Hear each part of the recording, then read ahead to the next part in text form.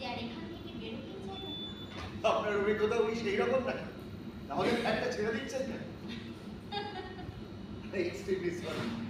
এইভাবে ব্যক্তিগত প্রশ্ন করাটা আমার একদমই উচিত হয়নি। আসলে কি জানেন, ওই হোটেলের মালিক, মানে ফ্ল্যাটের সামনে যে হোটেলের মালিক আছে, উনি বলছিলেন এই ফ্ল্যাটের কথা বুঝি আপনাকে উনিই বলেছেন?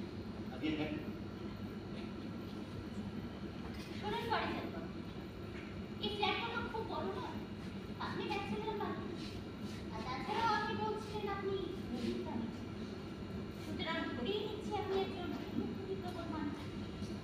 আমি সেই জন্যই ফ্ল্যাটটা আপনাকে বিক্রি করতে চাইছি।